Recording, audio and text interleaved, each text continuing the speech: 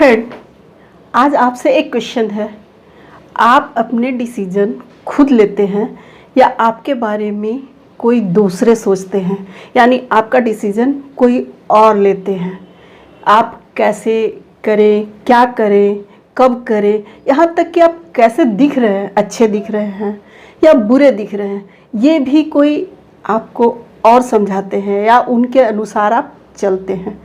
Friend, हमारा जो व्यक्तित्व है, हम जिनसे घिरे हुए रहते हैं उन्हीं लोगों का औसत है। यानी अगर हम नेगेटिव लोगों के साथ घिरे हुए हैं तो हमारी सोच नेगेटिव होगी। अगर हम छोटी सोच वालों के साथ घिरे हुए हैं तो सोच भी छोटी हो जाती है। अगर बड़ी सोच वालों के साथ है तो सोच बड़ी होगी, यानी आप बड़ा सोचेंगे। जस्ट अपोजिट, अगर असफल लोगों के साथ रहेंगे तो असफल लोग इस तरह से आपको बना देंगे कि आपको लगेगा कि असफलता ही एक बहुत बड़ी चीज़ है। यानी आप उसके विशेषज्ञ बन जाएंगे और उसके बारे में राय देने लगेंगे। इवन ये भी होने लगता है कि जो लोग सफलता के लिए प्रयास कर रहे हैं उनका लोग मजाक उड़ाने लगते हैं और ऐसा बताने लगते हैं जैसे सफलता कुछ नहीं है, एक काल्पनिक चीज़ है, और असफलता को ही सही ठहराने लगते हैं। आज इसी मनोविज्ञान को मैं Pushpa, motivational speaker and life coach, एक महाभारत की कहानी से आपको समझाने की कोशिश करूंगी। चलिए आज स्टोरी को स्टार्ट करते हैं। दो भाई धृतराष्ट्र और पांडु, लेकिन दोनों के विचार अलग। पांडु अपने परिवार की परवरिश इस तरह से करते हैं कि हर घटना को एक अवसर के रूप में देखते थे। वो हमेशा आशावादी और पॉजिटिव रहते थे। इसके ठीक विपरीत धृतराष्ट्र, इनकी जिंदगी नेगेटिविटी और संकीर्ण मानसिकता से भरी हुई थी, जिसका परिणाम उनके बच्चों के व्यवहार में भी दिखता था। जब पांडु से एक साधु को मारने की गलती हुई तो एक अच्छे राजा की तरह उन्होंने अपनी गलती को स्वीकार की और अपने राज्य का त्याग कर दिया और जंगल में शुद्धिकरण और उत्थान के लिए चले गए। यहाँ क्या हुआ? अपनी गलती पर नेगेटिव न सोचते हुए पॉजिटिव विकल्प को उन्होंने चुना और उनका यही व्यवहार अर्जुन में दिखता है।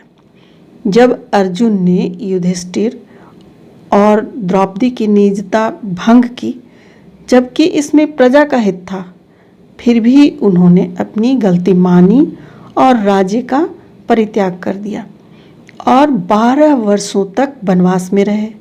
वहाँ रहकर उन्होंने युद्ध कला में पारंगत हासिल की। अर्जुन पिता की तरह उस नकारात्मकता में भी अवसर खोज लिए। इसके ठीक विपरीत धृतराष्ट्र और गांधारी ने कभी भी लचीलापन नहीं सीखा। अपने शारीरिक दोष को लेकर वो मानसिक रूप से कठोर हो गए थे। वो अपने दर्द में अनुशासन के बजाय पछतावा को चुने। वो अपने बेटे को अनुशासित करने के बजाय उसके व्यवहार और अपने निर्णय पर हमेशा पछताते रहे। यही कट्टर मानसिकता उनके पुत्र दुर्योधन पर भी दिखी। वो पांडवों को सुई के नोक के बराबर जमीन देने से इनकार कर दिया। जंगल के जीवन ने, अनिश्चितता ने पांडवों को सहनशील और मजबूत बना दिया।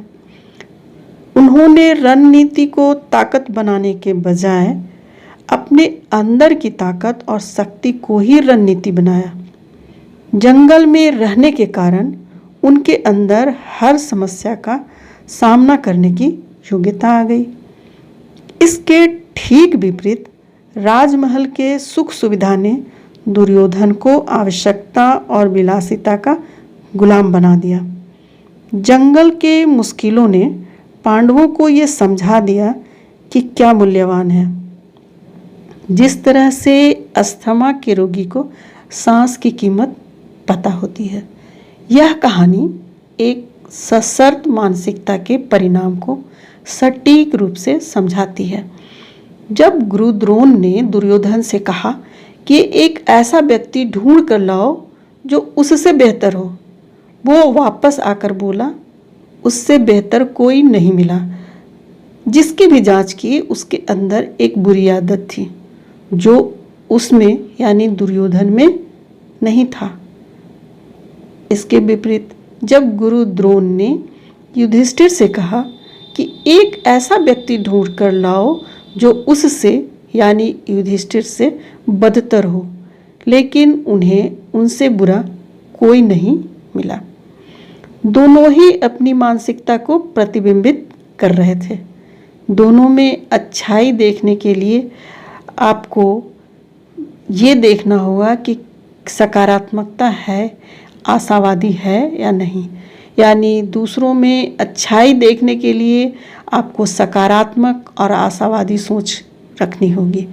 दूसरों में केवल बुराई ढूंढना निराशावादी सोच है। आप केवल अपने वातावरण के केवल प्रतिबिंब मात्र हैं। हमारे व्यक्तित्व का बड़ा हिस्सा हमारे वातावरण और इसमें रहने वाले लोगों द्वारा नियंत्रित होता है। नेगेटिव लोग निराशावादी बनाते हैं और पॉजिटिविटी और सफलता के हर कोशिश को नाकाम करते हैं। इसके विपरीत पॉजिटिव लोग हमारे अंदर पॉजिटिविटी भरते हैं, जिससे हर असफलता को सफलता में भी बदल देते हैं और जो बाद में मील का पत्थर साबित होता है। फ्रेंड, यदि ये स्टोरी आपको अच्छी लगी तो प्लीज़ इसे लाइक करें, शेयर करें, सब्सक्राइब करें, साथ ही बेल आइकन को भी प्रेस कर दें, जिससे कि नए वीडियो के अपलोड होते ही आपको नोटिफिकेशन मिल जाए। और कमेंट ज़रूर करें कि ये स्टोरी आपको कैसा लगा, और साथ ही अपने लाइफ में खुद सोच समझ कर डिसीजन लें और सफल हों। इसी कामना के साथ मिलते हैं नेक्स्ट वीडियो में।